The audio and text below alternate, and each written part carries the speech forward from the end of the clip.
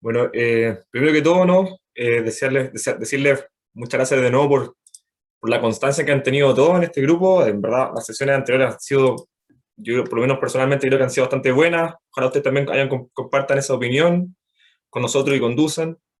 Esta va a ser la cuarta sesión con la cual terminamos las sesiones del primer semestre. Un poco le adelantamos en el mail, ¿no?, que le enviamos. Ya tenemos más o menos programadas las sesiones que van a ser o que corresponden al segundo semestre y que van a tratar, si bien en la primera parte, ¿cierto? Hicimos esta relectura y pensamos en torno, ¿cierto?, en referencia a la lectura que hicimos del libro de Simondon. En esta segunda parte lo que queremos hacer es como abordar determinados autores, cuatro en particular. Vamos a tratar a Andrew Finberg, ¿no?, y la teoría de la concretización, Bernard Stiegler, Yu Hui y Susan, ¿qué me falta? Y Bruno Latour. ¿No? Entonces tenemos ya invitados para cada uno de ellos, pero además de eso, para el próximo mes vamos a tener un invitado especial a Pablo Rodríguez, ¿no?, quien es el traductor del libro y que va a abordar la conclusión, ¿no? Entonces también va a ser entretenido porque vamos a tener ahí, ¿cierto?, la experiencia de estar con el traductor, pero además él nos va a contar algunos abordajes y alcances de la obra de Simondon, ¿cierto?, en la actualidad. Bueno, con eso, dejo a Dusan ahora, que va a introducir a nuestro expositor de esta sesión. Y eso, muchas gracias de nuevo por estar aquí. Sí, bueno, como les decía Rodrigo, la idea de nosotros es cerrar con la conclusión con algunas de las líneas actuales de investigación que maneja Pablo Rodríguez, algunas de las cuales él mismo ha trabajado. Para el segundo semestre, dar lugar más bien a un ciclo de recepciones de este tipo de filosofía de la técnica, críticas o continuaciones complementarias, etc. Bueno, y les recordamos que para esta sesión es la tercera parte del libro, que abarca 3 capítulos. Es como bien titánica la tarea de sintetizar eso. Y esa tarea la realizará nuestro invitado Andrés Gómez. Bueno, Andrés es doctor en Sociología y es académico del Departamento de Antropología de la Universidad de Chile.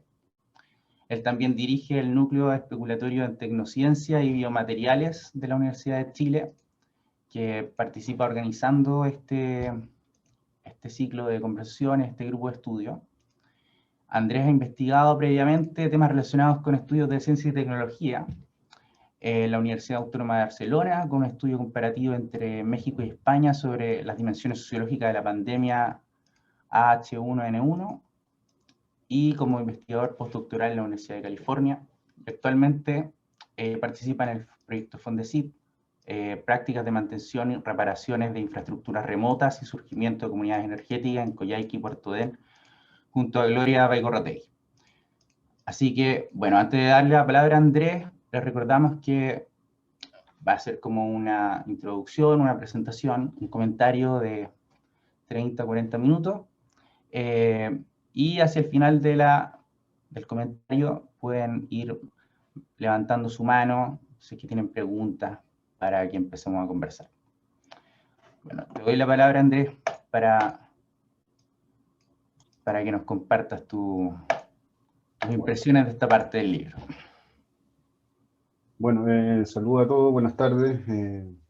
Es muy grato compartir con ustedes, digamos, esta instancia. Lamentablemente no pude estar en los seminarios anteriores, pero como bueno, hombre de época lo he visto en diferido, digamos, así que algunos los conozco por diferido. Y respecto a sus preguntas, sus inquietudes, etc. Entonces, sí me he visto todos los seminarios, pero no puedo participar en lo que se llama malamente tiempo real, ¿no? Bueno, como dice Dusan, soy de la Chile, tengo un recorrido así como bien abierto en términos de disciplina y formas de pensamiento y lugares, digamos, en donde se genera más bien los intereses y las escuelas, básicamente los estudios de ciencia, tecnología y sociedad, ¿no? Y esto junto a más rareza, digamos, vinculado a un interés de mi disciplina de base, que es la antropología, Por temas de procesos simbólicos y simbolismo, ¿no? Más específicamente en la sociedad o mal llamada sociedad del conocimiento, ¿ya? Entonces, bueno, un poco va a ser mi interés, por eso me presento, digamos, así, porque mi interés va sobre Simondon está entrelazado por varias de, estos- de estas fórmulas, de esta experiencia y de los entornos en los cuales me ha tocado trabajar fuera y en Chile, ¿no? Bien, parto, a ver si logro no aburrir y no pasarme de tiempo y ajustarme a la, a la tiranía de la síntesis, ¿no? Eh, ¿cómo llego a Simondon? Bueno, Dusan me invita a este encuentro, ¿no? Por otro seminario que hubo anteriormente, Dusan hace 2 años más o menos, ¿no? Sí, fue más o menos eso. En donde básicamente, más que hablar de Simondon en general, me focalicé, digamos, en la idea esta de la unidad mágica primitiva, ¿no? En los objetos técnicos, ¿no? Entonces, la conferencia en aquella época se llamó el rastro de la unidad mágica primitiva, ¿no? El rastro, ¿dónde buscar, dónde meterse, digamos, en este espacio, o cómo hacerlo viable, incluso en términos de investigación, digamos, ¿no? El pensamiento de Simondon es filosófico y entonces la traducción que uno puede hacer siempre es mala, pero el intento es valioso, ¿no? Entonces, como yo llego a Simondon, ¿no? Es decir, ya hace muchos años atrás, eh, a través de dos referencias, ¿no? Ni siquiera conociendo a Simondon, hago esta introducción porque en el fondo es importante decir de dónde uno está leyendo el texto, ¿no? Entonces, dos referencias cuando estaba estudiando doctorado, que me costó bastante años porque soy un tipo que se abre mucho y no sintetiza precisamente. Entonces, dos referencias que en una biblioteca escondida en Bilbao encontré respecto a una cosa que andaba buscando que precisamente está en las discusiones que aparecieron en el primer seminario, ¿no? de este ciclo. De cómo escapar a la semiosis, ¿no? a- en ciencias sociales, ¿no? Al uso y a veces abuso del lenguaje como productor de significados, ¿no? Y por otro lado, cómo abordar el tema de la acción social sin presuponer, digamos, fórmulas eh, sociológicas clásicas, digamos, de la acción social, ¿no? Entonces, en esta doble circunstancia me encontré con un personaje que se llama Lucien Pesnier, ¿no? Un francés, filósofo y lingüista francés, ¿no? Y básicamente viene precisamente a hacer un pequeño quiebre, digamos, en la tradición estructuralista de los semióticos, ¿no? Y introduce la idea más bien de la sintáctica, ¿no? Es decir, de las condiciones estructurales de la sintaxis del lenguaje, ¿no? Y viene a ser posteriormente el antecedente, ¿no? Viene a ser el antecedente de la gramática generativa, ¿no? Que, que resuena, digamos, en los años 70, ¿no?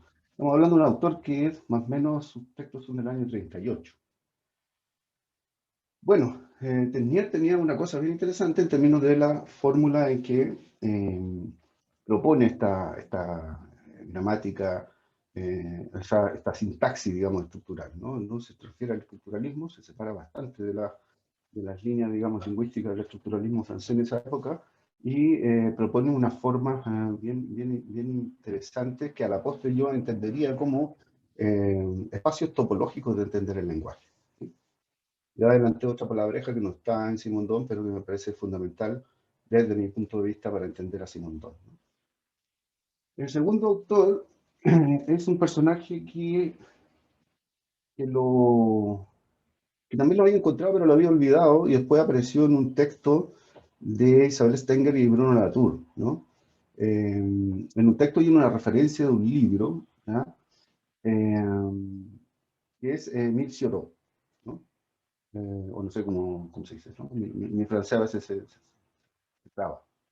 Pero Émile Cioran tiene una cosa, curioso, ¿no? Un libro que se llama Los modos de existencia, ¿no? Entonces, un antecedente directo, digamos, de este libro que estamos leyendo en conjunto, que es precisamente este autor, ¿no? Émile Cioran propone, digamos, otra cosa que también asume, digamos, Simondon, que propone un poco cómo se producen los regímenes de instauración, ¿no? Y hay una discusión en los seminarios anteriores también que tiene que ver con la estética y probablemente venga de lo que Simondon, de una u otra manera, pudo haber recogido de Cioran en términos de propuestas sobre la estética, ¿ya? Exactamente, ahí está. De diferentes modos de existencia, ¿no? Bueno, el prólogo lo hacen Latour y Stenger en francés, ¿no?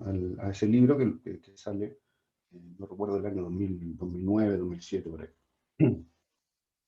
Bien, son dos autores entonces, Tesnier y Cioran, que a mí me resonaban, y a través de ellos llego, en un determinado momento, a Simondon, pero también, dada mi dilatancia, lo olvido y lo recojo más tarde, ¿no? Mucho más tarde en mi trayectoria académica, ¿no? Recojo de Cioran la idea esta de, ¿no?, régimen de instauración, ¿no? Más bien la pregunta, ¿no? Lo que está pensando Cioran es cómo los modos de existencia, ¿no?, implican un régimen de instauración, ¿no? Y junto con la idea de Tesnier, que son estas sintaxis, ¿no?, las condiciones de posibilidad de un régimen de instauración pasan, digamos, por demostrar o por operar sobre la base de preposiciones, ¿no? Preposiciones en términos lingüísticos, ¿no? Es decir, que son antecedentes que preparan la posición, ¿no? Y que una vez que se dispone la posición, ¿no?, se instaura, ¿no?, un régimen, ¿no? Se instaura a través de un evento, un régimen, ¿no? Esta relación que hay entre, por ejemplo, hablando de Selby, ¿no?, que hay entre una palabra y otra, ¿no? Cómo antecede una palabra y atrae a las condiciones de posibilidad de la siguiente palabra, ¿no? En esto, otra vez, resonancia, ¿no? Hay un doblegarse o desplegarse a través de un desdoblamiento, ¿no?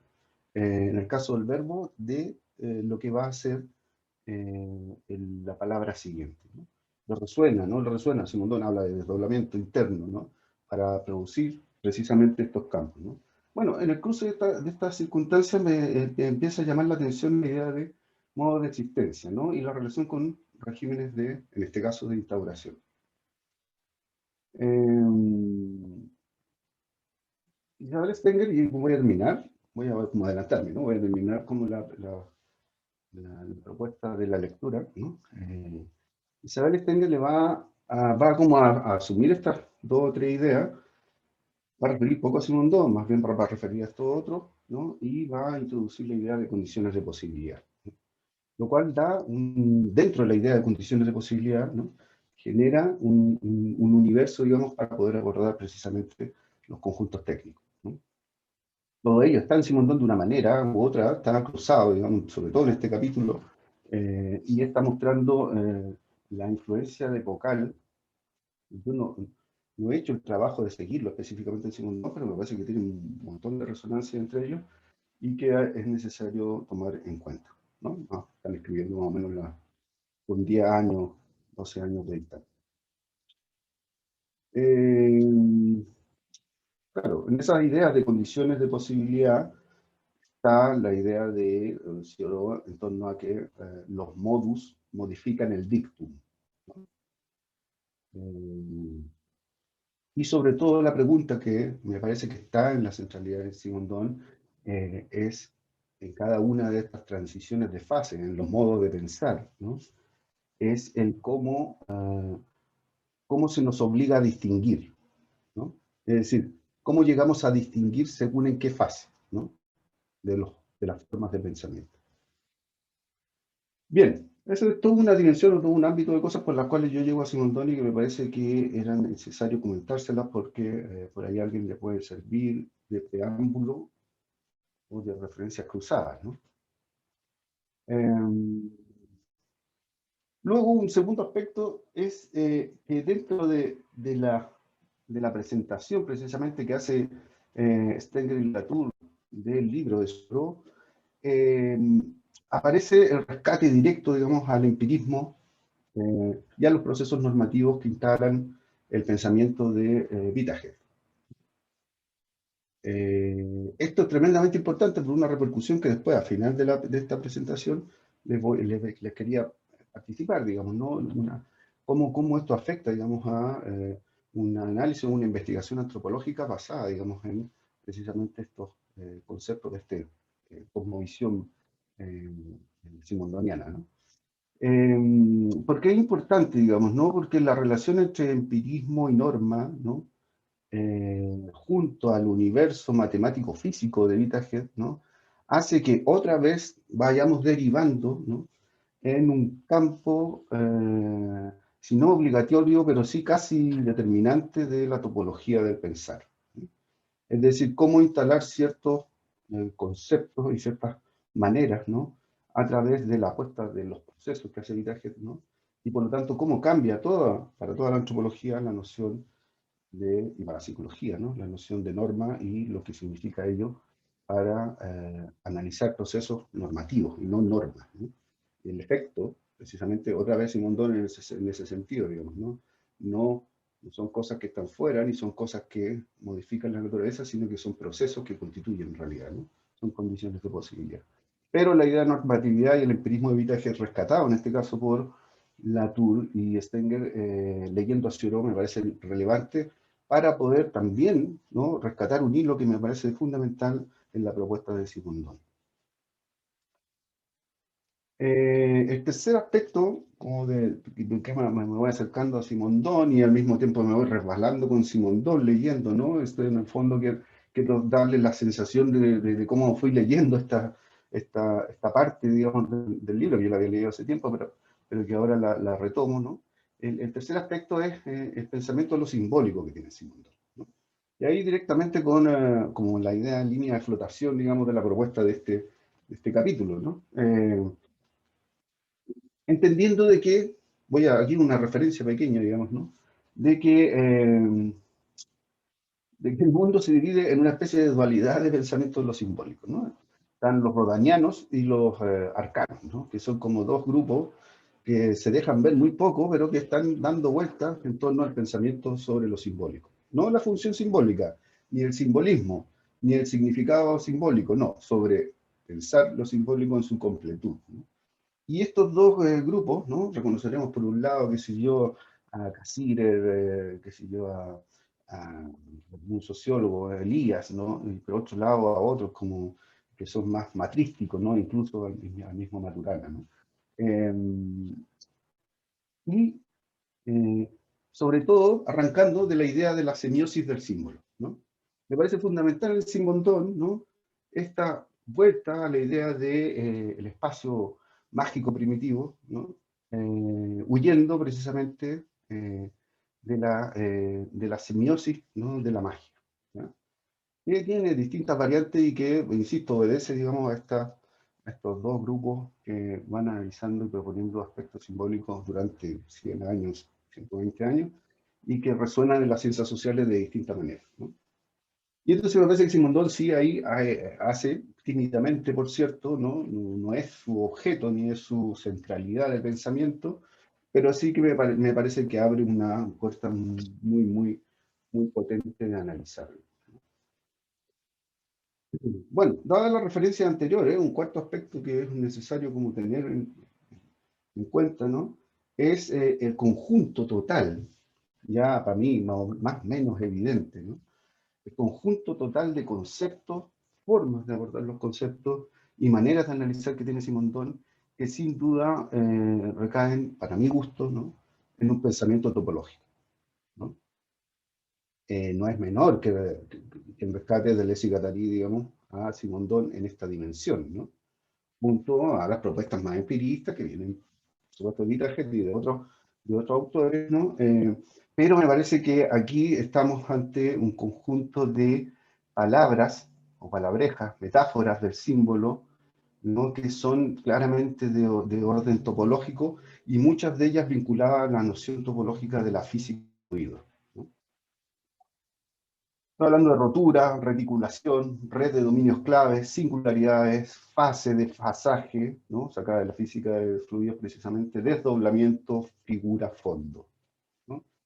A mí, cada vez que lo iba leyendo, como que Simondón fue como constitutivo de mi forma también de abordar mi tesis y los trabajos que he hecho después, y después, mucho después, yo tematicé este ámbito, digamos, de lo topológico, y ahora volviendo a leerlo, claramente, digamos, la influencia de él tiene que ver con este jugueteo que no tiene que ver ni con el fondo ni con el significado, sino que tiene que ver con cómo se encadenan las cosas, ¿no? Y como produciendo un espacio plausible, digamos, de comprensión en virtud de las condiciones de posibilidad de lo que algunos físicos llaman las variables fuente o las variables sustrato, ¿no? Que en el caso de Simondon las pondría precisamente en el ámbito, digamos, de cuando se produce la primera reticularidad del universo, ¿no? Del mundo, de la relación entre el hombre y la naturaleza, que es precisamente este espacio mágico, esta unidad mágica primitiva, ¿no? Donde el objeto técnico tiene algo que decir o algo que hacer más bien, ¿no?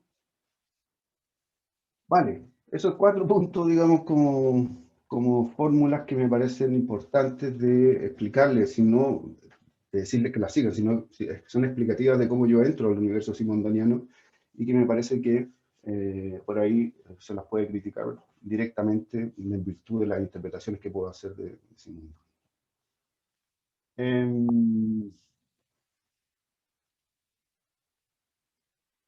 A la antropología, entonces, y ahora entro un poquitito al asunto, ¿no? Es vital el poder, ¿no? Como bien decían ustedes en el primer seminario y en el segundo, ¿no? Es vital poder entrar al problema de la tecnicidad a partir no solo de apartarse de los estudios de lo esencial, ¿no? De la episteme de lo esencio, de la esencia, ¿no? Y de la semiosis, ¿no? Pero es importante apartarse de ello no solo por un gesto político epocal, digamos, sino que porque precisamente por donde comienza, digamos, ¿no? La noción del pensamiento antropológico es por la idea de símbolo y de cómo es tratado y cuáles son los procesos que lo simbólico tiene, ¿no? En este caso, Simondon va a elegir un tipo, ¿no? De fórmula simbólica para abordar la unidad mágica primitiva, o lo que él llama la unidad mágica primitiva.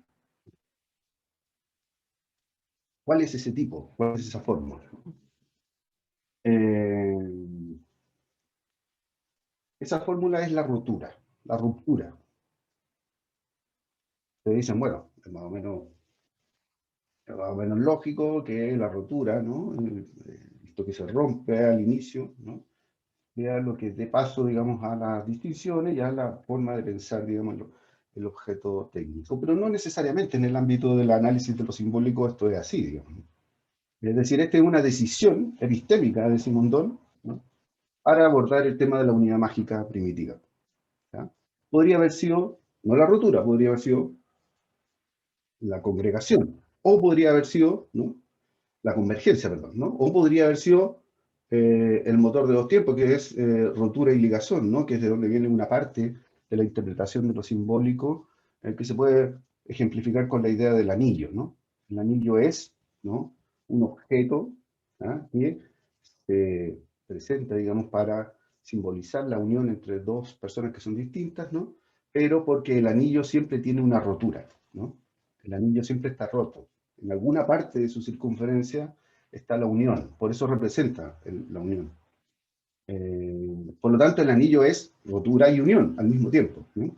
Es otra de las líneas de pensamiento simbólico, pero bueno, después va a haber otras propuestas en la antropología sobre la rotura, ¿no? Lo roto, Girard sobre todo, ¿no? Pero en esta época llama la atención de que Simondon ocupe esta línea, ¿no? Es donde entra a jugar el objeto técnico un lugar importante, es cuando se introduce, genera una mediación y rompe, ¿no? La reticulación del universo, ¿ah? y de estos puntos singulares que son parte de la unidad mágica primitiva. Entonces, primer ámbito de... Yo no voy a repetir el texto, pero primer ámbito de definiciones, ¿no? Como diría, ¿no?, algún divino, ¿no? Primero fue la magia, ¿no? Primero fue el universo mágico, ¿no? Y ese universo mágico, la componente que muy bien indica Simondoni, que está en muchos escritos antropológicos, es que hay una indiferenciación, ¿no?, del mundo con el sujeto. No hay sujeto-objeto, ¿no?, lo cual no quiere decir que no haya organización, ojo, simplemente hay una relación con el medio, ¿no?, un carácter, si lo quiere uno decir, con algún autor animista, ¿no?, el cual dispone el mundo de cierta manera sin una jerarquización que implique, digamos, esta diferencia sujeto-objeto, y por lo tanto no hay mediaciones, ¿no? El mundo es con uno y uno está en el mundo. ¿Ah? El proceso simbólico, por lo tanto, es todo lo que lo afecta a uno y uno afecta al proceso, ¿no? Esta es como la búsqueda del santo grial para el antropólogo en general, digamos, ¿no? No hay un momento ritual o un momento simbólico brutal en la sociedad, un desorden que reorganiza, etc. El antropólogo llega a una especie de explayación moral y del alma, ¿no?, que lo lleva a decir efectivamente existía este espacio mágico en donde todo estaba vinculado con todo y nadie tenía separación de aquello que producía, ¿no? Estoy extremando la forma de explicar, pero en el fondo, si hay algún antropólogo presente, se podrá decirme que no, perfectamente. Pero me parece que algo de eso hay en la apetencia de lo antropológico, ¿no? Bien, el universo se reticula en puntos singulares, ¿no? No está separado de sí mismo, ¿no? Hay organización en puntos privilegiados en la relación hombre-naturaleza. Accesos, senderos, cumbres. Ojo con la metáfora que son todas topológicas, ¿no? Accesos, senderos, cumbres, vinculados a una singularidad, ¿ya? Hasta aquí todavía no hay separación, no hay introducción, digamos, de tecnicidad ni objeto técnico alguno, ¿no? Lo que hay es simplemente la disposición de espacios singulares, de puntos singulares, ¿no? Pero que hábilmente, digamos, Simondon va a explicar cómo que de este conjunto reticular de puntos singulares, ¿no?, se va a producir un punto privilegiado, ¿no?, de acceso.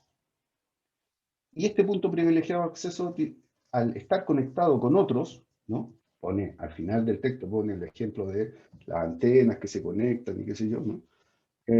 Este punto privilegiado, al estar vinculado con otros, lo que hace, y esto tiene repercusiones, insisto, para la antropología de la ciencia y la tecnología brutales, ¿no?, de hecho están puestas por otros autores, no es que lo estoy diciendo yo. Este punto privilegiado de poder que conecta lugares singulares, ¿no?, drena en él toda la eficacia del dominio que limita. Es decir, estamos hablando de mesetas, drenar, de montañas, de decir, la imaginación topológica en el ámbito de la física es súper importante, y aquí tiene una propuesta real y clara respecto a las condiciones de esta unidad mágica primitiva que se rompe, ¿no? Es decir, la disposición hasta llegar al punto, ¿no?, de mostrar en estos lugares privilegiados de poder donde se drena la eficacia del dominio, ¿no?, es lo que en ciencia se llama abrir campo de conocimiento, ¿no?, dar paso a conocer otras cosas. Esto tiene algunas repercusiones posteriores que lo voy a decir. Voy a tratar de ir más rápido porque parece que me estoy consumiendo mucho. Bien.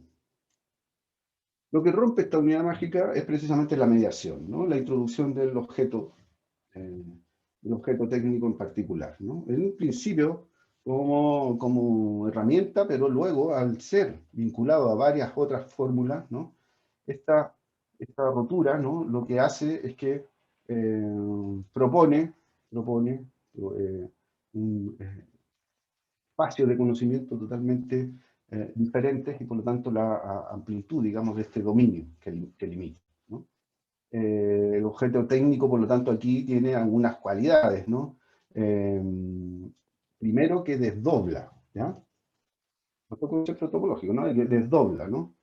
Versus, versus la religión, que viene a decir que incorpora, ¿no? Pero la religión no incorpora para algo específico, la religión incorpora para una totalidad, ¿no?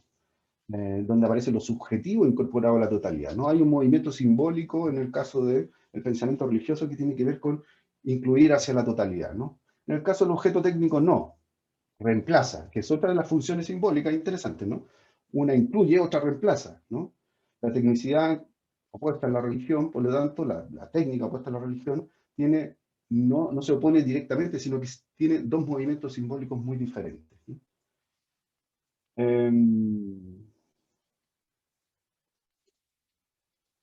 Pero la tecnicidad y el objeto técnico falla, ¿no? Porque, y aquí está lo importante, también como un gesto metodológico, ¿no? Porque no logra dar con el dominio de lo real, ¿ya? Y aquí hay todo un aspecto que es muy, muy interesante, que es por donde he ido el último tiempo trabajando algunas cosas, que tiene que ver con la necesidad de lo virtual a la hora de instalar un conjunto técnico o la eficacia de un objeto técnico, ¿no? La relevancia de lo virtual, ¿no? Que separa precisamente el dominio de lo real de lo real, ¿no? Eso sería parte del ámbito de la tecnicidad. Por otra parte, ¿no? El vínculo precisamente para que esto no se transforme, dice Simondon, muy claramente en alguna parte, para que no pasemos de la tecnicidad, precisamente de esta fase de tecnicidad, rápidamente a la religión, a esta totalidad que te incluye, ¿no? Y por lo tanto lo que te hace es volver a juntar los espacios de fase de realidad, ¿no? Es que es el lugar que tiene la estética, ¿no? Que precisamente tiene otro movimiento simbólico que es muy distinto a la tecnicidad de la religión, ¿ah? Una incluye, la otra reemplaza y desdobla, y esta última final no copia, sino que prolonga, ¿no? Y en el caso de la estética, aquí sí que resuena totalmente Soriot, ¿no? Por todos lados, porque la propuesta de Soriot, precisamente analizando, ¿no? Ahí se me fue ¿cómo se llama? El artista francés, el que hace el giro, digamos, de la escultura, ¿no? Se me va a venir a la casa. Es precisamente que lo que está en la materia, ¿no? Lo que hay en la materia no es que uno produzca estéticamente un gesto de transformación, ¿no? O de inclusión de cosas, ¿no? O de reemplazo, ¿no? De una forma que no está por una forma que sí está y que está idealmente en el individuo, sino que hay una especie de, por decirlo así, de coqueteo estético en el sentido de prolongar las cualidades de la materia, ¿no? A través de la tecnicidad, ¿no? Y es precisamente el efecto que va a provocar no es Duchamp, es, ¿cómo se llama? Es más antiguo, es más ñoño todavía, Rodin, exactamente, ¿no? Es precisamente lo que para Seurat va a hacer Rodin con respecto a los puntos reticulares de la materia, ¿no? De cierta materialidad en torno a la luz, ¿no? Es decir, el acto de creatividad no está ni en la materia ni en el ideal que se pliega a la materia, sino que precisamente está en el juego, ¿no? Que Simondon va a explicar aquí, que es el juego de la estética, ¿no? Del pensamiento estético, ¿ya? Eh,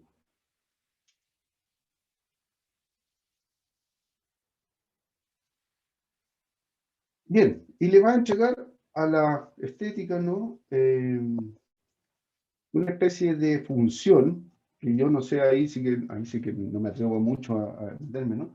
Una función de especie de compensación y equilibrio, ¿no? Porque va a ser la estética precisamente la que va a suponer, o la que puede traducir simbólicamente, ¿no? El gesto de la unidad primitiva rota. No hay otra forma, dice Mondón, de que podamos buscar en los conjuntos técnicos, ¿no? Esta unidad primitiva, si no es a través de la estética, ¿no? Pero es la estética lo que tiene que hacer es traducir, no es traer la situación en sí, ¿no? Sino que traducirla precisamente a través de este gesto simbólico de prolongar creativamente, ¿no? Los puntos reticulares que fueron rotos en algún... Bien, ¿cómo queda esto entonces, no? Acción sobre un dominio, magia. Lugar singular, ¿no? Objeto técnico y acceso a toda una realidad posible. Acceso a un dominio. Bueno, voy a saltar la parte de la cibernética que creo que también apareció en una discusión.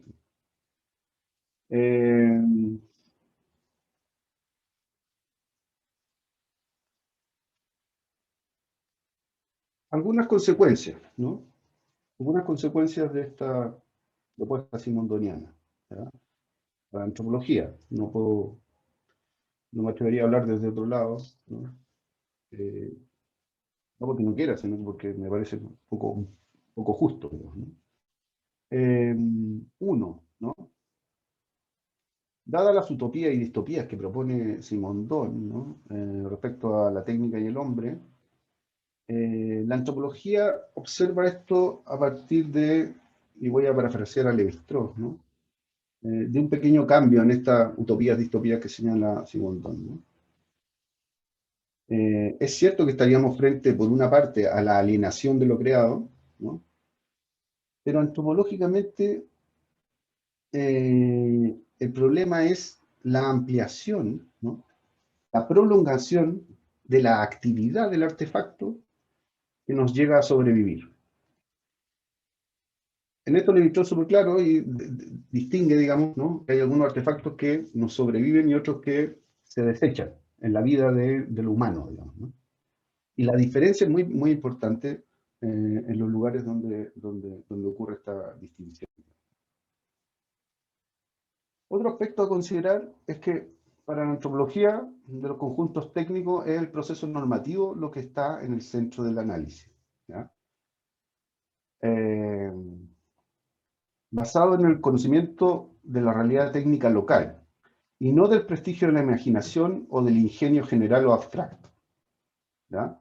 Es decir, aquello que la antropología siempre hace, que ir más bien a la especificidad, ¿no? Y hay toda una cosa dedicada, digamos, de Simondón a la inducción, ¿no?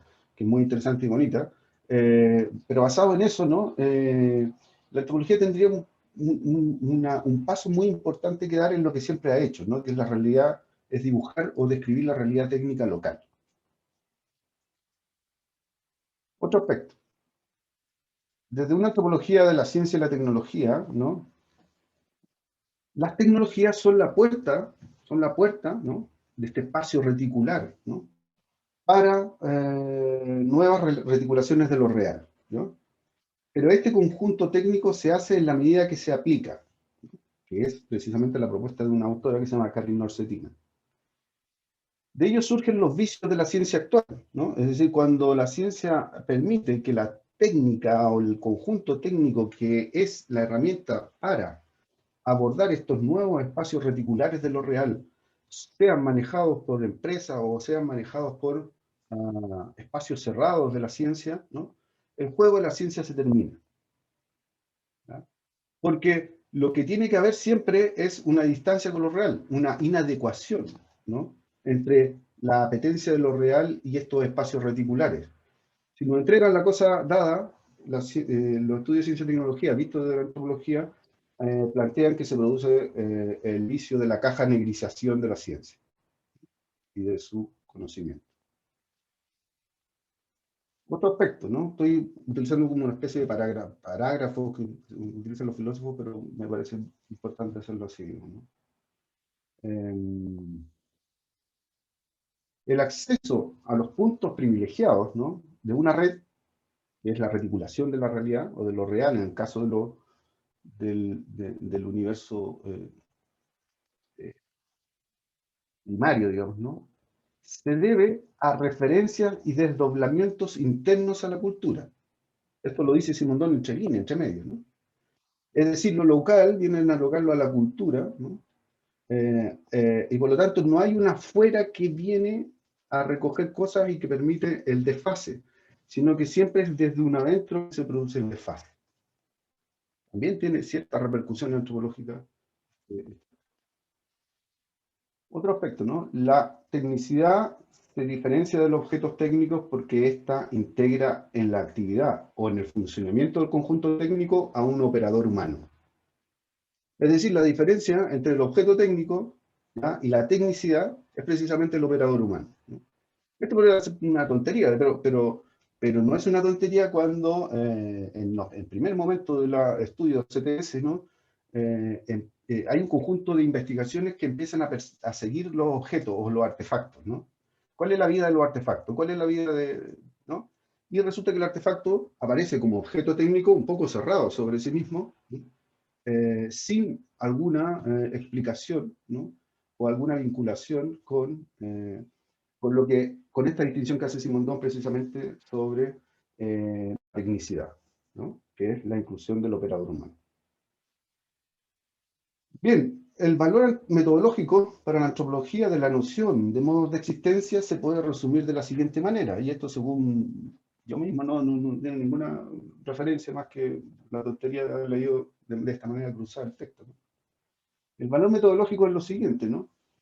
Un desdoblamiento local le sigue una acción instrumental, ¿no?, a la cual le continúa un proceso de normatividad, ¿no? Ojo, como proceso de normatividad, no la norma, como proceso de normatividad, y esto siempre se produce bajo ciertas condiciones. El valor metodológico, entonces, de la noción de modo de existencia, que bien lo señala Stenger en algún texto, ¿no?, para otro tipo de ciencia, ¿no?, para la antropología, me parece que al incluirse la idea de los procesos normativos es fundamental, digamos, hacer esta seguidilla, digamos, de pasos a priori interesantes para abordar el conjunto técnico. Y finalmente, voy a dejarlo aquí, se podría pensar con Simondon que se puede producir en los conjuntos técnicos una compensación por carga mágica provocada por la rotura o pérdida del poder estructural mágico, ¿no? Es decir, uno de los problemas, o podría haber una crítica, o habría que pensar en sus repercusiones, ¿no?, de que Simondon haya tomado la decisión, ¿no?, de que es la rotura la que inicia el asunto, ¿no? Esto, para algunos antropólogos, en otros contextos, que no pensando en Simondon, plantea el problema, ¿no?, de que al haber una rotura existe la necesidad de recomponer, ¿ya? La necesidad de recomposición en esta carga, en este caso se produce por carga mágica, por carga energética, ¿no? Porque lo que no se recompone es la estructura, ¿ya? Y entonces, la pregunta es, detrás de todas estas cargas por recomposición, ¿no estaría acaso, digamos, todas las catástrofes técnicas, ¿no?, todas las catástrofes tecnológicas, ¿no?, que son el gran Frankenstein, ¿no?, de la ciencia en algunos tipos de sociedad, ¿no?, la sociedad judeocristiana sobre todo. Si cabe, para ello hay varios ejemplos, ¿no?, de catástrofes técnicas que son producidas no porque la cosa no funciona, no porque no se adecue a la realidad, no porque no haya salido de un contexto cultural, sino que por necesidad de recomponer la rotura originaria. Y aquí cierro. Que mi lectura, perdón, es que sea así un poco delirante la lectura. Muchas gracias, Andrés. Estamos perfectos, justo en el tiempo. Ahora lo que hacemos, ¿no?, es que abrimos la palabra, ¿no?, a quien quiera hacer una pregunta o un comentario con respecto al texto. Puede levantar la mano o hacerlo también directamente por el chat. No sé si alguien quiere comenzar. Siempre la primera pregunta es la que más se demora, pero no sean tímidos.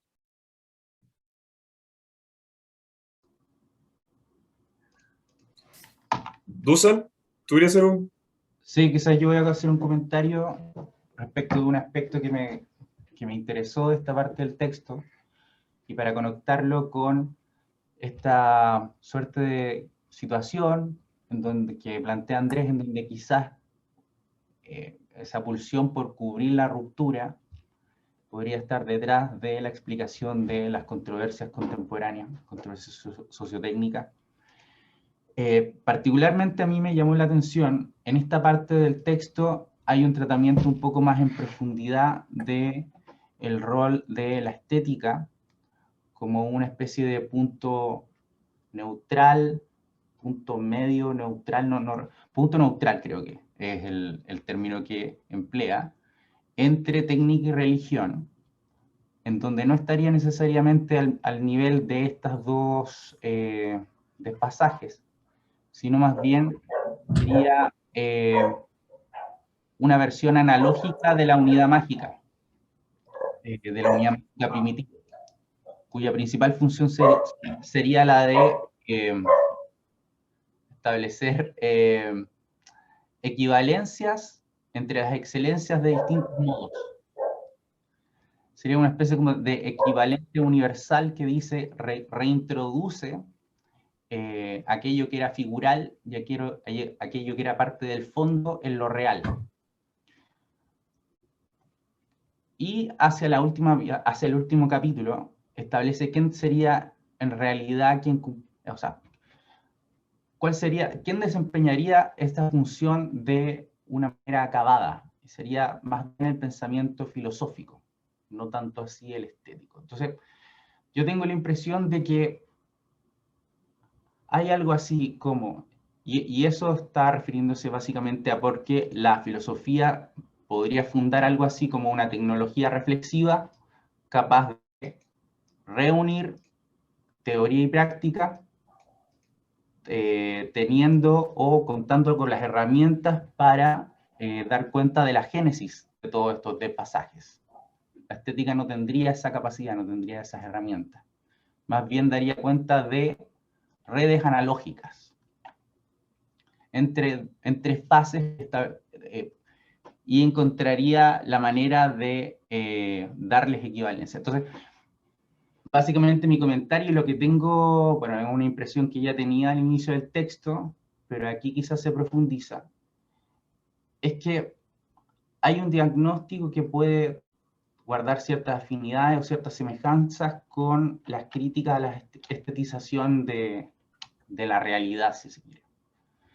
Hay algo estético que vela el funcionamiento o el operar de la tecnicidad, y que el pensamiento filosófico debiese tomar cuenta del mismo, debiese desvelar eso que está velado por las redes analógicas estéticas,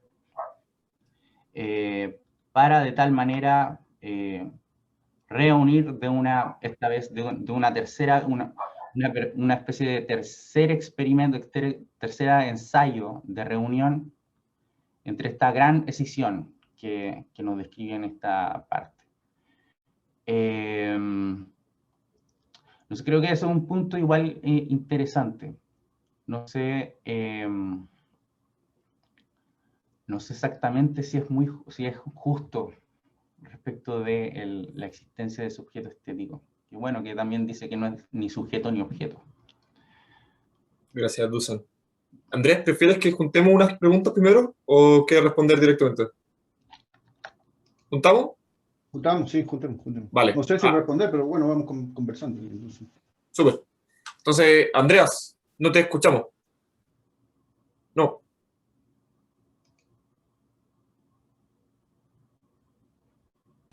Ahora sí, ¿no?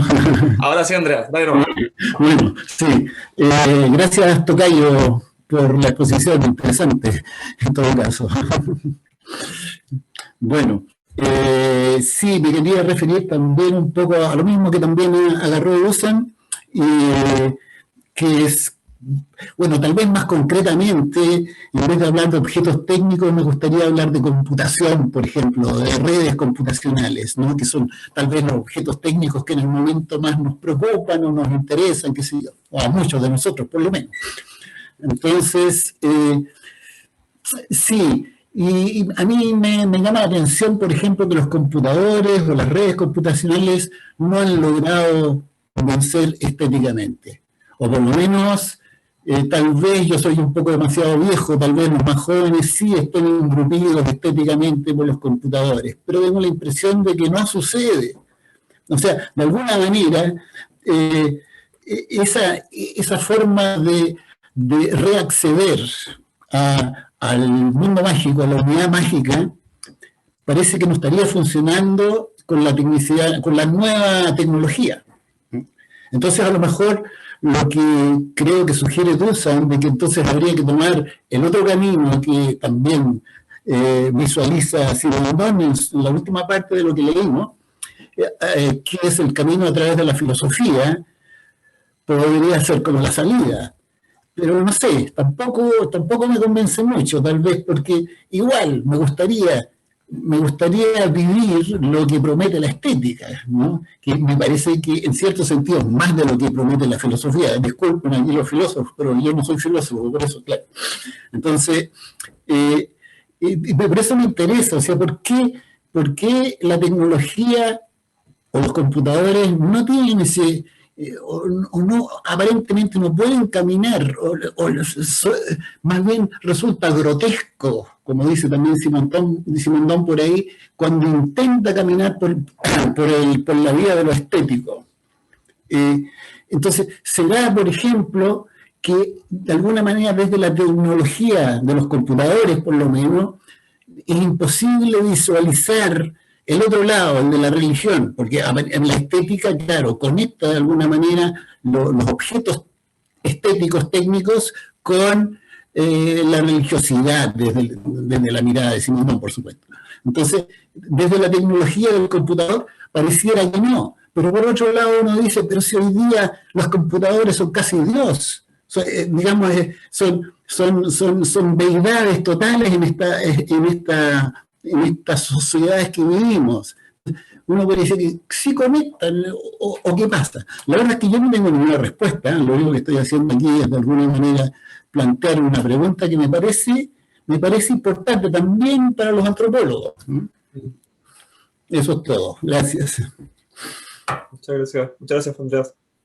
Lo último, antes de darte la palabra, Andrés, que se pasaba por la cabeza también, yo creo que es más simple que todo lo que han dicho hasta el momento, pero ¿sabes cómo esta idea, qué crees tú, cómo esta idea a través de ruptura se relaciona con esta cuestión que hablábamos al principio, ¿no? Antes de comenzar con el tema de la secularización? Que creo que en el apartado no, Simondon casi no lo menciona, ¿no? Pareciera ver que hay algo ahí, ¿no? Que tal vez no está evitando, no lo quiere tocar, entonces recurre a todas estas herramientas conceptuales. No sé qué opinas tú con respecto a la sociedad de ruptura con el concepto de secularización. Eso. Sí, bueno, hay una parte que está unida, ¿no?, de Andreas con Dusan.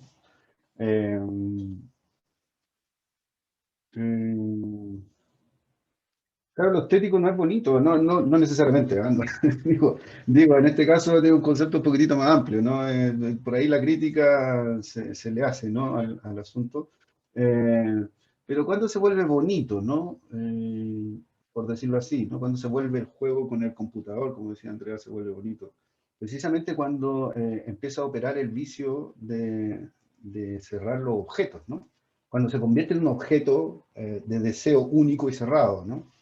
Cuando Mac logra pegar, ¿no?, la arquitectura del computador con la placa base y con el disco duro, ¿no? Y le pone por fuera un empaque, ¿no?, que hace recordar precisamente que es un objeto mágico, ¿no?, que es indescomponible, ¿no?, que no se le puede sacar parte porque si no se echa a perder, ¿no? Y al mismo tiempo eso genera un valor, ¿no? Y ahí hay una cuestión muy extraña que yo estoy de acuerdo con Andrés, que sería muy interesante de poder analizar bastante bien ¿no?, ese giro, ese ir, digamos, hacia el objeto, ¿no?, como un objeto estético moderno, ¿no?, que todavía nos sigue llamando, ¿no? Hay una antropología de los objetos, ¿no? Un antropólogo ahí tiene un libro que se llama El Dios como objeto, ¿no? Es decir, en qué manera las relaciones de carga mágica se vinculan a lo fetichizable, digamos, ¿no?, lo que se cierra sobre sí mismo.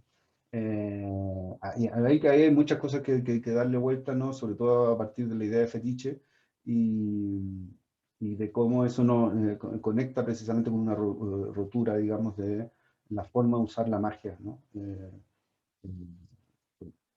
Bueno, de la humanidad, digamos, ¿no? Eso es como una parte, ¿no? Lo otro, bueno, también hay que pensar, digamos, la arquitectura de Windows, ¿no? Es decir, cómo la representación de la clase media americana, ¿no? Está precisamente en Windows con una caja, antigua, hoy día desapareció la caja de herramientas, ¿no?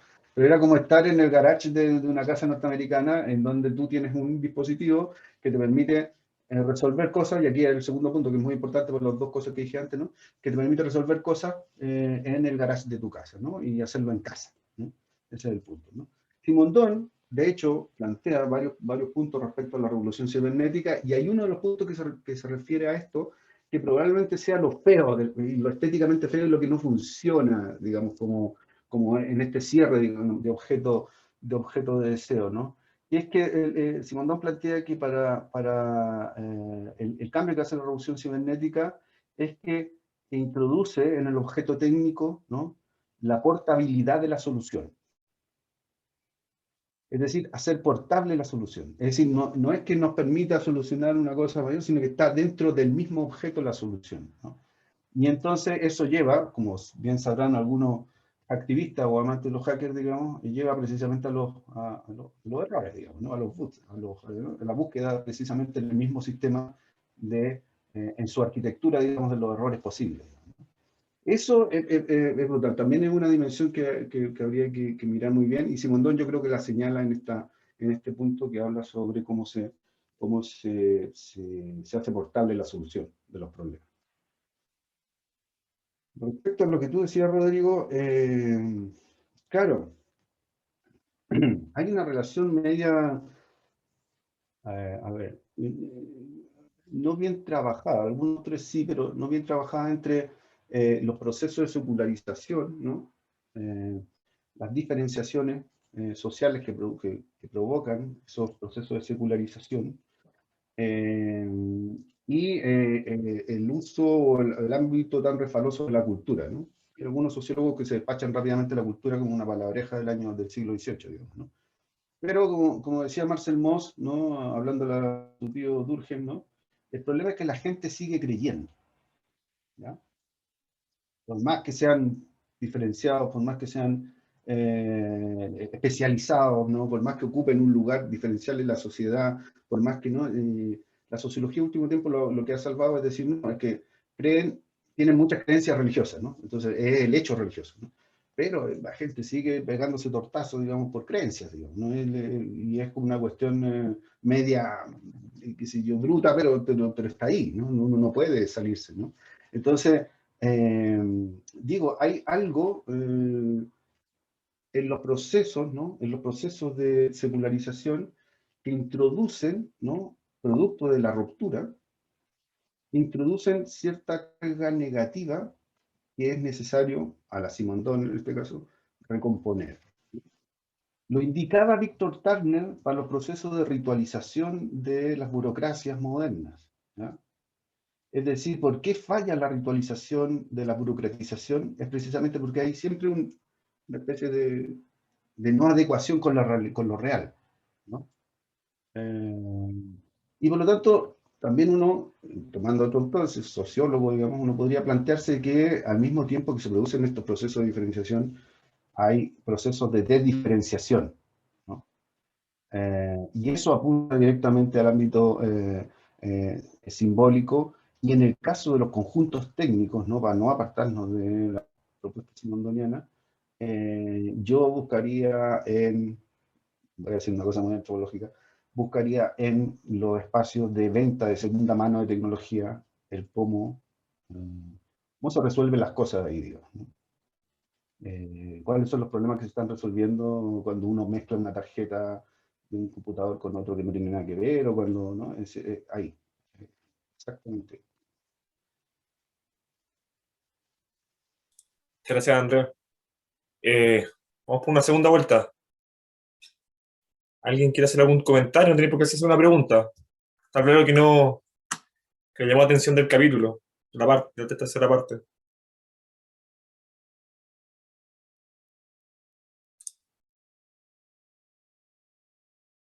Matías. Dale nomás. Hola, ¿cómo están? ¿Se escucha? Sí, sí, perfecto. Bueno, esta es una pregunta que puede sonar un poco tosca de formular, muy desde no leerme completamente todo Simondon. Pero me quedo pensando con esta idea de la ruptura y el pensamiento reticular y en el fondo esta metáfora topológica, con esta frase canónica de el todo no es la suma de las partes. Y cómo eso se traduce en el pensamiento de Simondon en el sentido de que, leyéndolo, toda esta idea de que la unidad o la totalidad, por decirlo de Simondon, siempre como que intenta, o al menos la tecnicidad nunca la logra capturar. Entonces, ¿cuál sería y de hecho lo dice explícitamente que en el fondo la unidad no sería como el ensemble o el ensamblaje de todas las herramientas? Y yo estaba pensando, bueno, la tecnicidad entonces tampoco podría llegar a ser el todo y tampoco podría ser capturable, por así decirlo, la suma, algo más de la suma de todos los instrumentos, de todos los objetos técnicos. Y no sé cómo aparece esa idea dentro de Simondon, si es que en el fondo este pensamiento inductivo rechaza llegar a esa como orden de pensar ese todo, o acepta la idea de que el todo, entendiéndolo como en el fondo la suma de todos los objetos técnicos, efectivamente no es algo más que las partes, y que en el fondo desde este pensamiento inductivo tenemos que conformarnos con este pensamiento más fragmentario y pluralista de sentir como no tiene sentido abordar ese todo, sino que centrémonos en todas las partes o todos los objetos técnicos entendiéndolos como partes, ¿no?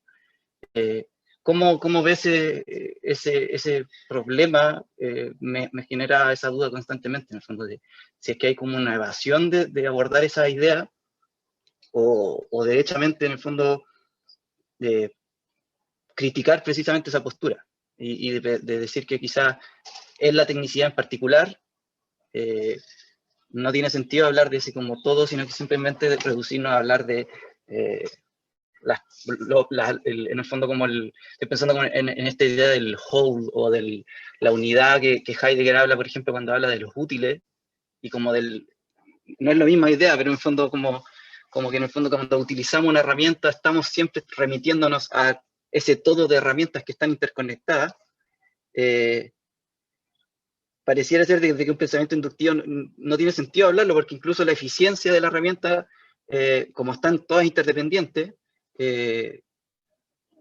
limitámonos a, en el fondo, cómo funciona en ese punto, ¿no? En esa situación, en esa particularidad, más que intentar pensar un pensamiento más amplio de si es que tiene sentido hablar de una idea como de que la tecnicidad en el fondo es algo más que la suma de todos los objetos técnicos, abordando como que si desde el pensamiento filosófico, desde el pensamiento técnico, desde si podemos abordar algo de eso, o siempre vamos a estar siempre parciales, ¿no?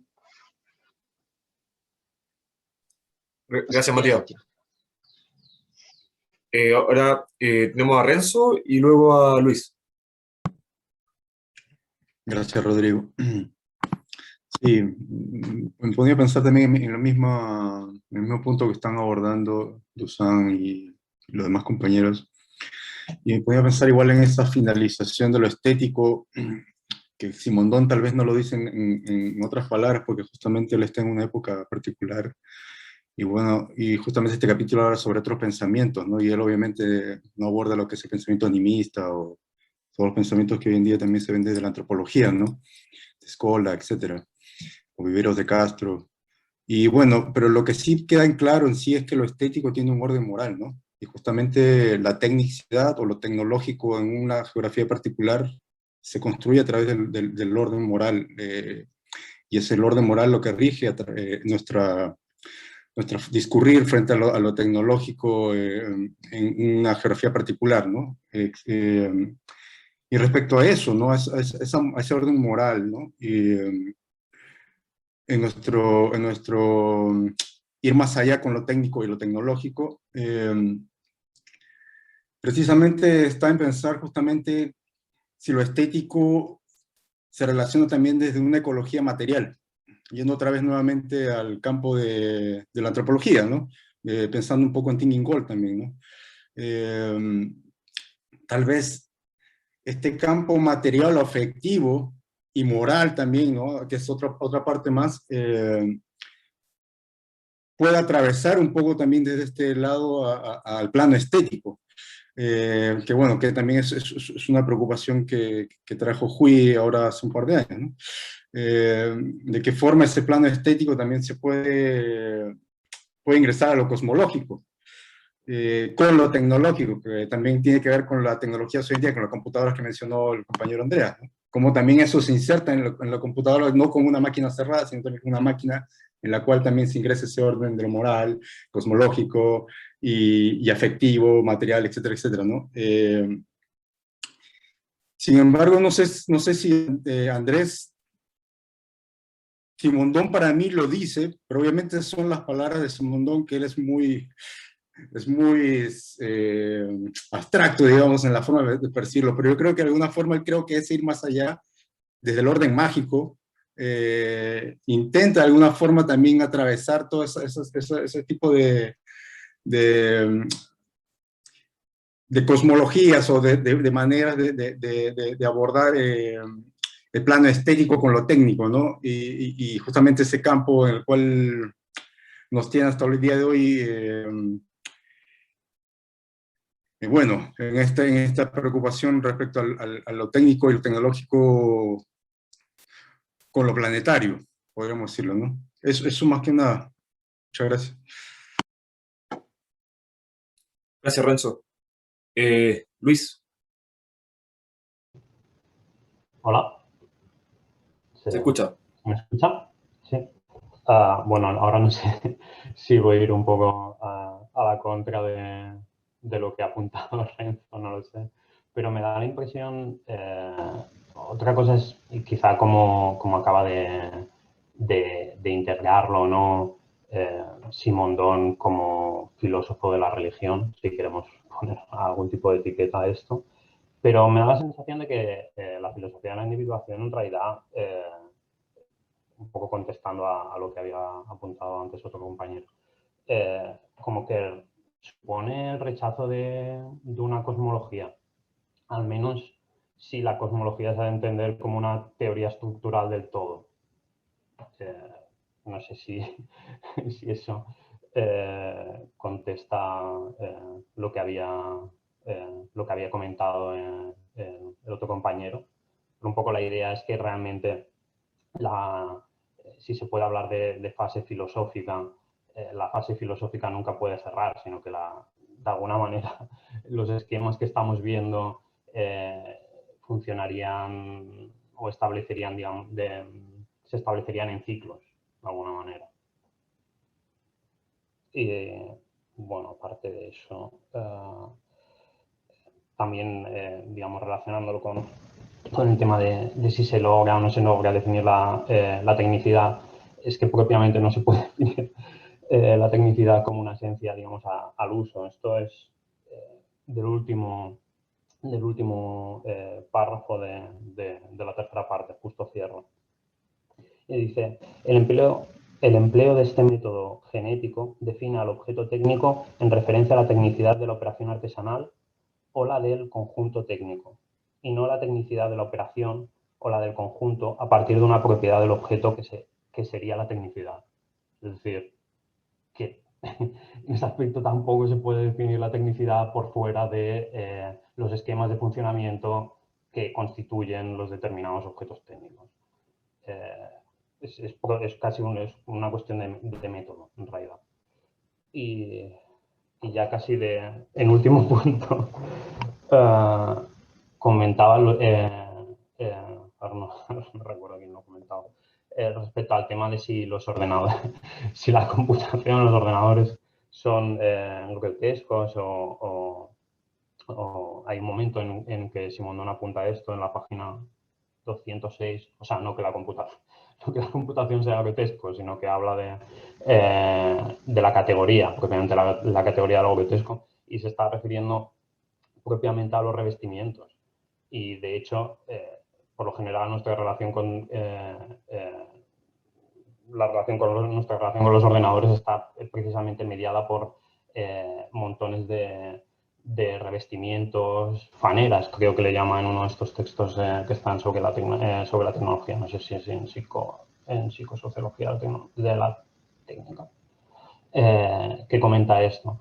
Y es eso, o sea, realmente instaurar una experiencia estética de lo técnico o una tecnoestética requeriría que las interfaces estuviesen menos ocultas. Y nada, no sé, ya con eso creo que he aportado un poco mi granito a estas cuestiones. Cedo el turno. Gracias, Luis. Andrés, ¿quieres decir algo? ¿O... Sí, yo tengo la sensación de que precisamente estamos en el centro como una discusión que todos van dando un poco vuelta, incluso yo mismo, ¿no? Dándole vuelta, pero deviene insisto, de la apuesta de Simondon por la idea de rotura del símbolo, ¿no? El otro grupo, que son más metafísicos, por decirlo así, ¿no? De investigación de lo simbólico, dicen una cosa que Simondon sí plantea para el objeto técnico, ¿ya? Que es que, de una u otra manera, este requiere de la materialidad. Parece que va pegadito a la materialidad. Y esto tiene una repercusión súper compleja para la ciencia en general, o las ciencias sociales, que es que de una parte, digamos, del pensamiento sobre lo técnico, que tiene un movimiento simbólico, insisto, no sería arbitrario. Este movimiento no sería arbitrario, ¿ya? Arbitrario en el sentido lingüístico, ¿ya? Estructural, digamos, de desasir, es decir, que se descomponen dos elementos que se condicen, pero que, en definitiva, la cosa que está en el lugar de la otra, no necesariamente es la cosa, ¿no? En este caso, la cosa que está en el lugar de la otra sí es independiente y absolutamente pegada a lo material, ¿no? Y esa es la parte originaria mágica, ¿no? Que debiera buscarse no en su esencia, sino que en su rotura.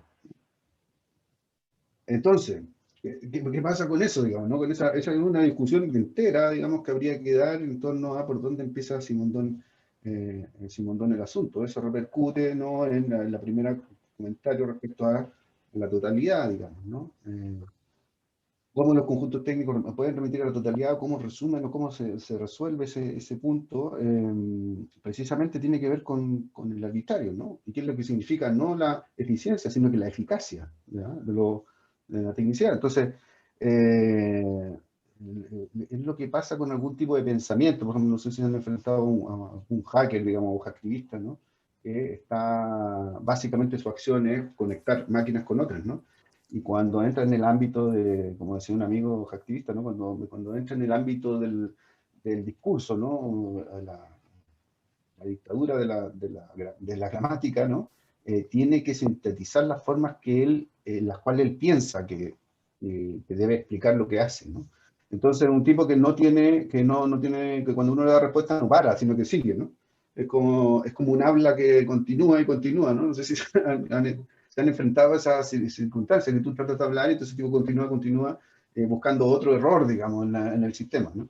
Y eso lo que hace, digamos, es precisamente eludir la distancia de la cosa, ¿no? Por lo tanto, no es arbitrario. Hay unas discusiones muy interesantes, ¿no? Muy interesantes, cuando se instala, digamos, la cibernética y empiezan a aparecer la arquitectura de los computadores en torno a la posible digitalización del mundo, ¿no? Y hacer de Internet, en este caso, ¿no? A través de los computadores, un mundo aparte, ¿no? Un mundo paralelo, ¿no? Y venían los físicos y decían, sí, está súper bien la cosa, ¿no? El problema es que necesitamos mayor capacidad de procesamiento, ¿no? Y el procesamiento calienta los transistores, calienta las placas, ¿no? Es decir, hay una condición material, ¿no? Pegadita al objeto técnico que parece ser que no es arbitraria, ¿no? Y que es la condición de posibilidad para la otra cosa. Se me ocurre que por ahí puede haber alguna idea. Lo otro de totalidad religiosa, me parece o sea, que son dos epistemas muy distintas, la topología de precisamente la idea de que la suma de las partes no es el todo, ¿no? Como decía otro autor, ¿no? Ni tampoco la suma de las partes, como la suma, perdón, el todo no es la suma de las partes, las partes no es el todo, digamos, ¿no? Es decir, que no hay una... Entonces, cómo funciona, digamos, la lógica topológica, ¿no? Como bien lo dice Simondón, es, ¿no? Podemos analogar cosmología, ¿no? A modos de existencia. No hay un solo modo de existencia. Si pasamos a un solo modo de existencia, estaríamos en la religión, ¿no? ¿Qué es lo que hay? Muchos modos de existencia, ¿no? Que se conectan disímilmente de acuerdo a ciertas condiciones de posibilidad en ciertos momentos y bajo ciertos parámetros, ¿no? Y esa es la cualidad de los conjuntos técnicos, ¿no? Eso es como, y eso tendría que ser también liberarse un poco de la tecnología siendo lo que los humanos piensan ser, digamos, ¿no? Última cosa, de hecho esa metáfora, digamos, que viene y resuena filosóficamente, es muy bien tomada, digamos, por el conjunto de arquitectos de la sociedad digital en los años 48, ¿no? La conferencia en Macy, en donde el 90% de investigadores, filósofos y matemáticos son judíos, digamos, ¿no? Y no tienen el problema de la creación, no tienen el problema de la vida sin alma, ¿no? Eso tiene una repercusión enorme para la arquitectura que vivimos actualmente en nuestros conjuntos técnicos. Y por lo tanto, hay que ver cómo después se conectó, ¿no? El asunto, ¿no? Cómo fue funcionando conexiones.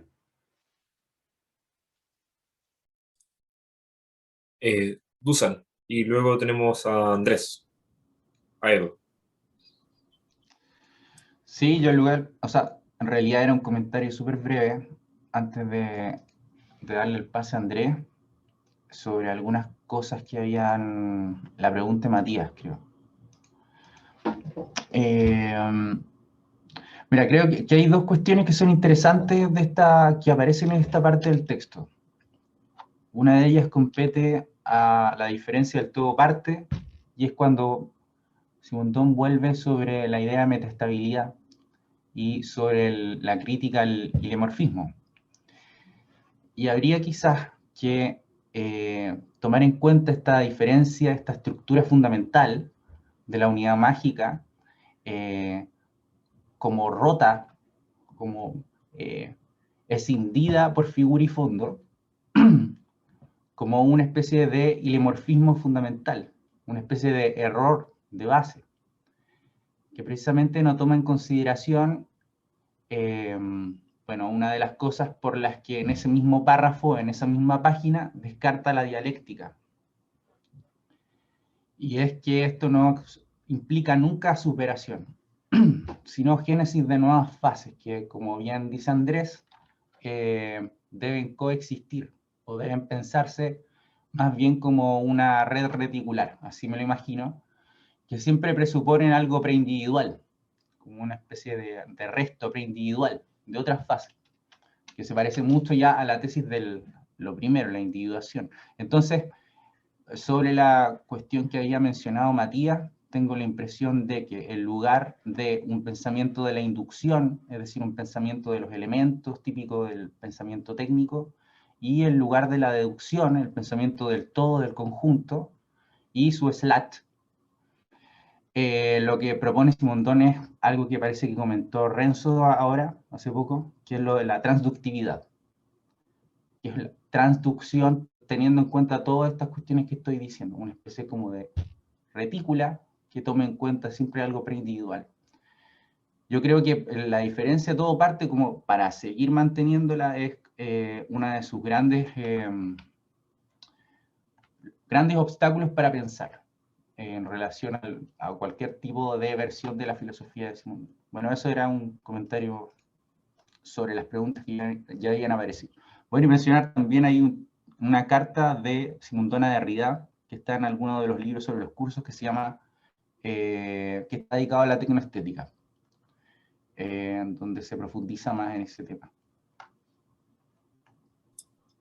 Andrés, a Edo. Hola, gracias. Una pregunta para Andrés, para sacar un poco de... Pero una cosa que me estaba leyendo otra cosa otro día y me trajo atención otra cuestión, digamos, ¿no? Si a propósito de la ruptura con la magia, digamos, y con el mundo mágico, el proceso de secularización, y es la pregunta sobre el problema de cómo el objeto técnico y su red articulada, digamos, con otros objetos técnicos, funcionan dentro o rompiendo la secularización misma, digamos, ¿no? Ya, estoy pensando básicamente en los argumentos de Beck sobre las catástrofes, ¿no?, que generan, ¿no?, los procesos de modernización, ¿no? ¿Sí? Y cómo esta posibilidad de generar más riesgo, ¿no? ¿Sí? Generar peligro, ¿no? ¿Sí? Genera un problema finalmente que los mismos objetos técnicos, ¿no?, y sus relaciones entre sí, y sus fallos y sus errores, ¿no? ¿Sí? Le pueden generar problemas graves a la misma secularización, ¿no? ¿Sí? Es como la ruptura que puede generar los fallos técnicos, ¿no?, ¿sí?, en medio de la misma sociedad secular, digamos, o de la cultura secular, ¿ya? Y cómo vemos, ¿no?, ¿sí?, ciertos elementos que en vez de verlos como eficacia funcional, ¿no?, vamos a ver como eficacia simbólica, ¿no?, una reconstitución finalmente de elementos mágicos que están dentro de nosotros, sobre todo los que no conocemos, por ejemplo, de programación y cosas como eso, ¿no? Sí, a mí los software estadísticos que manejo me siguen pareciendo básicamente magia, digamos, ¿ya? Desde ese punto de vista, entonces, como si el objeto técnico, como dice Arendt por ahí, generó este rompimiento, ¿no?, ¿sí?, con el mundo anterior, ¿no?, ¿sí?, el mundo religioso, ¿no?, ¿sí?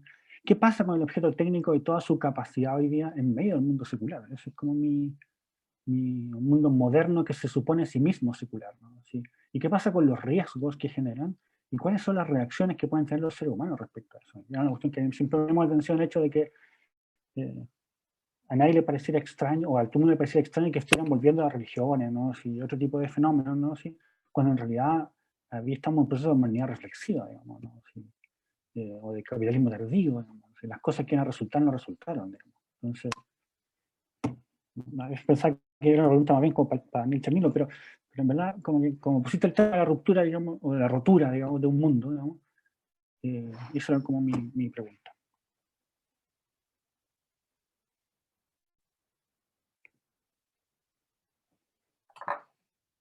Andrés, ¿te gustaría Sí, contar algo? ¿Sí? siempre me gustaría, no sé si estoy aburriendo, pero... Ah, a ver, no, súper claro, ahí lo te voy a poner porque hay varios Andrés, entonces,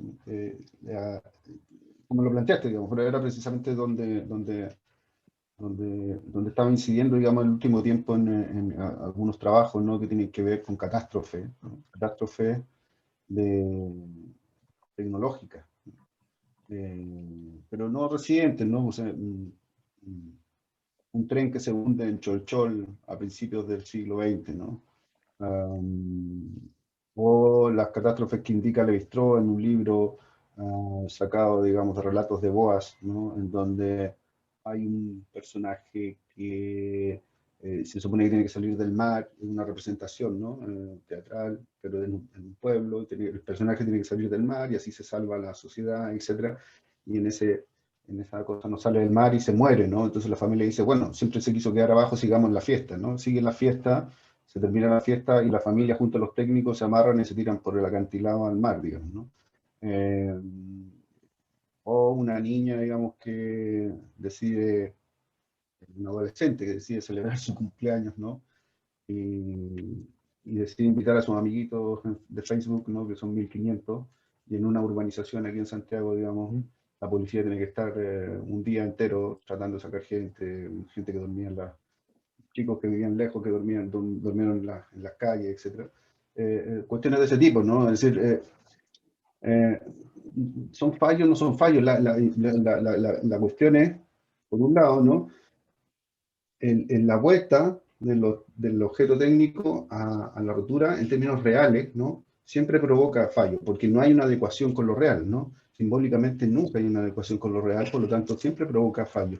Y el fallo es inaceptado porque estamos probablemente rodeados de objetos técnicos, como decía antes, simondonianamente, ¿no?, que contemplan en sí mismo la solución de problemas. Uno se encanta, digamos, ¿no?, cuando compra el mueble y le trae la manillita, digamos, para hacerte el escritorio en la casa y te sentís súper opulento, incluso te sale una cosa medio machista, porque pudiste el escritorio y te quedó súper bien, digamos, ¿no? Dicho de paso, a mí nunca me quedó bien, pero el cuento es esa sensación de que lo pudiste hacer, porque estaba la solución ahí mismo, ¿no? Y eso genera de una u otra manera catástrofe. Ahora, lo otro que tú preguntabas, que es muy interesante, que es que Simondon lo refiere también, ¿no? De una u otra manera, dice, mira, o podríamos decir con Simondon, lo que ha cambiado en nuestra época es el relato, ¿no? Y el relato es parte de la doblegación o del, ¿cómo se llama? Representarse, digamos, desde el ámbito mágico, ¿no? El tema de la técnica. Es decir, tenemos las tecnologías que tenemos los conjuntos técnicos que tenemos, pero el relato ha cambiado, ¿no? Dicho sea de paso, para ser más ecológico, para ser más cercano al medio ambiente, se necesitan más tecnología, otro tipo, qué sé yo, pero más tecnología, ¿no? No es que nadie desaparezca, ¿no? Es una cuestión media paradójica, ¿no? Entonces, al cambiar el relato, lo que cambia, por decir así, son las mesetas, ¿no? O los puntos de acceso a los espacios de conocimiento, pero no el objeto técnico en sí, ¿no? Lo que provoca la catástrofe en ese sentido es pensar que el mismo objeto te va a servir al mismo relato, digamos, ¿no? De todo el rato, digamos, ¿no? Es decir, hoy día nadie podría decir que inventar, digamos, un nuevo arroz va a salvar el hambre del mundo, aun cuando sea muy cierto, digamos, ¿no? Pero los técnicos de China en 1950, 60, ¿no? Sí lo pensaban y sí lo lograron, digamos que en China muriéndose de hambre. Entonces, ese es el punto, ¿no? El relato el que se murió en los años 80 con Chernobyl, básicamente, ¿no? Y la esperanza de futuro, ¿no? Andrés, no sé si te gustaría pudiéramos hacer de repente una última vuelta, como pensando en el tiempo y también para no explotar no, tu tiempo y todo. Ya tenemos a Matías y no me parece el nombre, pero es B. Fuentes, ¿no? Entonces, en ese orden. Hola, solo por hincar más el diente en la discusión, que yo en ningún caso estaba hablando del todo como cosmológico, estaba pensando más bien como precisamente cuando tenemos la situación como súper práctica y pragmática de tener que elegir entre diferentes objetos técnicos, y aquí me agarro de lo que acabas de decir, Andrés, la pregunta de ¿cuándo tengo que parar a agregar más objetos? ¿Cuándo tengo que parar la multiplicidad en el fondo? Y ese quiebre, que no es necesariamente que falle la máquina o que falle el sistema, sino que en el fondo, y estoy muy de acuerdo con el comentario anterior que dijiste de que, claro, no podemos convertir todo el mundo en información porque hay calor, en el fondo, hay limitaciones materiales que nos ponen esos límites. Y claro, en ese sentido podríamos hablar de que es una falla o una ruptura, pero en el fondo estoy pensando del todo de objetos técnicos, no todo cosmología o todo totalidad, en el fondo, del todo objetos técnicos que tenemos a la mano, y por eso traía a colación a Heidegger, como ese concepto de qué podemos hacer en ese momento, de esa totalidad que en definitiva, claro, Simondon en varios momentos en el fondo aborda que tenemos que considerarlo desde las particularidades o desde la división como elemental que habla, pero siempre tomamos esa decisión porque tenemos una noción de esa totalidad, o del todo de objetos a la mano disponible, y tenemos que tomar la decisión de cuáles son los objetos más pertinentes para, en el fondo, el problema que tenemos enfrente. Entonces, claro, hay un deseo por reivindicar la pluralidad y la multiplicidad de objetos técnicos, pero en la materialidad concreta, en el día a día, sabemos que eso no es así. O sea, en el fondo sabemos que la decisión que tenemos que tomar es seleccionar esos objetos técnicos y no otros, y por eso, como tú bien dices, en el fondo no podemos representar o no podemos capturar al mundo la totalidad precisamente por esas elecciones o selecciones. Pero mi pregunta va como, si es que partimos de esa idea, agregar más objetos y definir, por así decirlo, un nuevo objeto macro o mayor interdependiente, ¿no le agrega nada al sistema? En el fondo es simplemente agregarle como algo, como que eso me generaba con las secciones del libro que habíamos leído en las veces anteriores, como que hay una reivindicación de que el humano tiene que ser el orquestador, ¿no? el que en el fondo coligue diferentes objetos técnicos y le agregue algo a la juguera. Pero aquí pareciera ser de que no, que al final no podemos abordar ese extra, porque precisamente es una totalidad que es, no sé, incapturable o que siempre va a estar al debe. Entonces me genera esa como duda de como que multiplicidad al infinito, o tenemos que asumir de que existe una multiplicidad limitada, y ahí, por ejemplo, Boltanski y Thevenot, cuando hablan de los múltiples regímenes de justificación, terminan convenciéndose de que solamente podemos hablar de una pluralidad reducida o limitada. Entonces, claro, el sistema de objetos técnicos, cuando hablamos de todo parte, yo lo planteo en temas como más humildes, como en algún momento tenemos que definir, aquí llegamos al todo. Y en el fondo podemos pensar agregar más partes, pero en el fondo nos limitamos a este todo porque sabemos de que existe un extra, que en el fondo nos entrega. Pero no sé si es que quizás la frase lo enreda más, pero en el fondo me queda todo el rato pensando como claro, las particularidades tienen que llegar en algún momento en que se limitan, y independiente de si es que logran capturar o no al mundo, la totalidad como más cosmológica, esa decisión de cuando Simondon dice como choose the best o elegir la mejor opción, remite a una totalidad, remite en el fondo a cuestiones éticas, remite a unas cuestiones políticas, que no son simplemente como particulares. Como que siento que al final igual hay un pensamiento como que intenta ir a las partes, o dejar el pensamiento técnico como si fuese limitado a partes, pero en esa selección de los objetos, esas particularidades, hay una decisión también que remite a una totalidad que en cierta forma como que igual... Sí. A ver, voy a tratar de, más que de responderte directamente, dilucidar 2 o 3 cosas que dijiste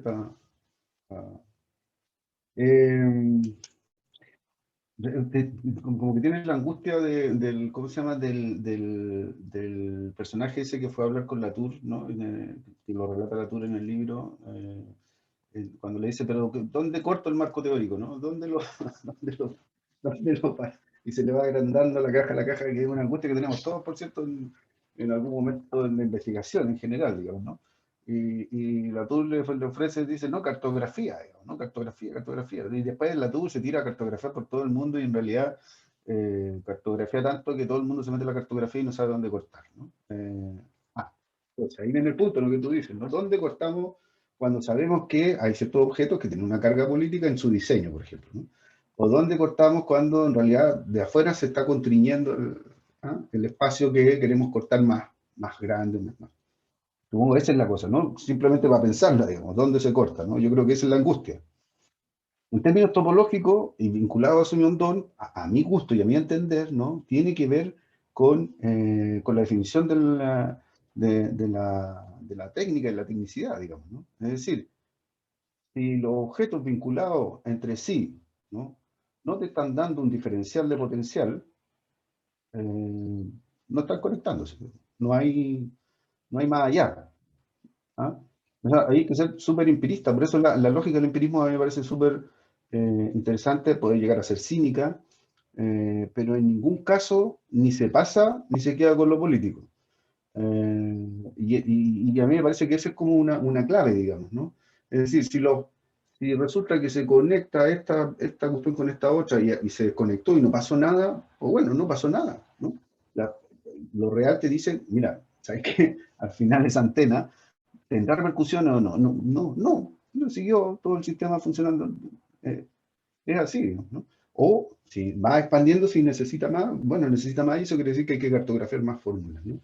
Pero siempre pensando en que la técnica introduce una mediación para producir un diferencial de potencial, ¿no? Sea reducirlo, sea ampliarlo o lo que sea, ¿no? Yo creo que ahí hay una clave básica y que Simondon dice además que hay que obedecer, digamos, o mirar muy bien, digamos, en el ámbito local, ¿no? Cómo se desempeña el objeto técnico. Y bueno, antropólogo puedo estar súper equivocado, me parece que hay una clave que es relativamente fundamental. A ver las dimensiones. Estaba, creo, de Fuentes, no parece tú. ¿Sí? Sí. Hola, oye, Babín Fuentes. Laín. Sí. Oye, no, mi pregunta tenía que ver un poco, más que pregunta, quizás a que me pudieran aclarar un poco, porque si uno entiende el objeto técnico como en una línea evolutiva, con todas sus cargas políticas, religiosas, etcétera, esta parte de los fallos, por ejemplo, no sé, porque se descarrila un tren, porque tenía ciertos problemas, que se hunda el Titanic, eh, eh, viene a ser como un proceso normal dentro de un proceso evolutivo. Se puede entender como que un fallo es como parte del proceso, desde el punto de vista de Simondon. Gracias, David. Andrés, y lo último, como también para cerrar, y porque no me gustaría dejar pasar esta cuestión, y como tú también haces investigación con esto, ¿no? Sí. Como cuál es tu evaluación un poco de como a nivel como empírico, si lo querís, ¿no? De qué te ha entregado como estos conceptos, ¿no? O este ir a Simondon, ¿no? En usar a Simondon. Así como lo evaluas tú. Tú algo comentaste al principio, ¿no? Que cómo llegaste a él, ¿no? Pero como un término ya más, si querés, como más evaluativo, ¿no? Cuáles son los límites de esa cuestión o no. De repente, por ejemplo, no sé, pues, con Latour, ¿no? Como qué te entregan Simondon en particular, ¿no? Eso como para cerrar de repente. Ya. Sí, bueno, por una parte tiene que ver con lo que preguntó la persona anterior, Fuente. Vadim. Sí, a ver, en términos de antropología, a mí por eso trabajo este capítulo y siempre lo doy a leer a los estudiantes, que si yo le damos vueltas, etcétera, porque desde los otros dos fórmulas paradigmáticas, que es qué significan las cosas para la gente, ¿no? Por decirlo así brutalmente, ¿no? O cómo las cosas o los objetos técnicos están controlando a la gente o constriñéndola, ¿no? De esas dos fórmulas, cualquier proceso simbólico que uno vive en términos de experiencia antropológica, etnográfica, no da, no juega.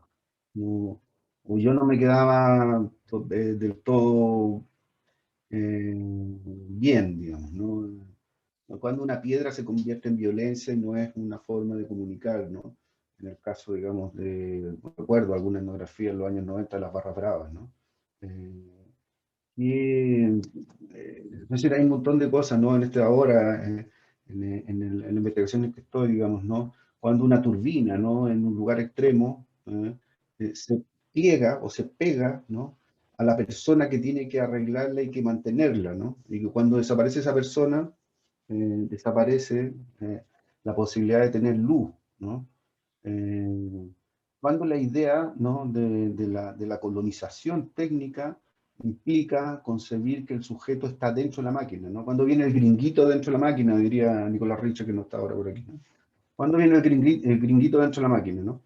Y cuando la máquina se explota, ¿no? Y se conjunta, se transforma en un conjunto técnico local, ¿no? Se utilizan piezas para otras cosas. Esa dinámica, ¿no? Yo creo que el trabajo de Simondon, que, insisto, tengo algunos reparos respecto a la parte simbólica, pero son más bien de orden filosófico, teórico, pero como manera de acercarse al proceso, más la arquitectura topológica, que a mí me viene muy bien y hago bastante partido. Me parece que son cuestiones en investigación que son muy, muy fructíferas, digamos, ¿no? A la hora de enfrentarse a lo descarnado de la experiencia etnográfica, ¿no? Si eso se le puede llamar, o usted va a criticar sociólogo, otro que si eso se le puede llamar empiria, no sé, ¿no? Pero esta forma de enfrentar topológicamente la empiria, ¿no?